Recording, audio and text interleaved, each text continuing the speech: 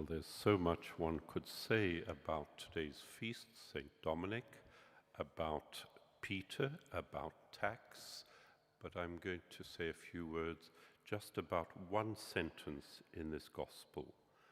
They will put the Son of Man to death, and he will be raised to life again. Last week, I think it was on Friday, Jesus outlined the cost of becoming his disciple, his follower. If anyone wants to be a follower of mine, let him renounce himself, take up his cross and follow me. We've grown accustomed, used to the cross, for we have long seen it as a religious symbol. But for the first 9 centuries of the Church's life, Christian artists didn't depict the cross. Why? Because it was too brutal. Say what you like about the violence in Mel Gibson's The Passion of Christ. It probably came as close as any work of art showing the reality of a Roman crucifixion. But here's the point. We are meant to see on that cross not simply a violent display, but rather our own ugliness. What brought Jesus to this cross?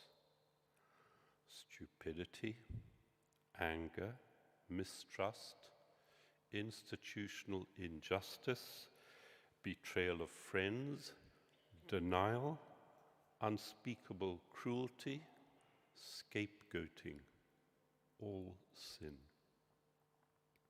In other words, all our dysfunction and sin is revealed on that cross. And in the light of the cross, no one can say in the words that are so popular in the philosophy of today, I'm okay, you're okay. This is why we speak of the cross as God's judgment on the world. So, what enabled the first Christians to hold up that cross, to sing its praises? There's a beautiful hymn addressed to the cross. To wear it as a decoration round our neck is the fact that God raised up and ratified this crucified Jesus. You killed him, but God raised him up. Therefore, God was involved in this terrible thing. God was there working out our salvation. What does that mean?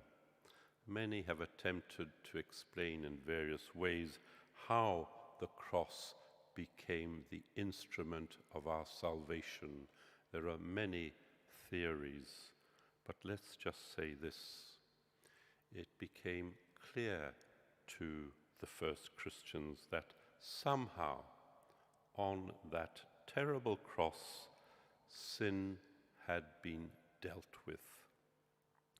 The curse of sin had been removed, taken care of.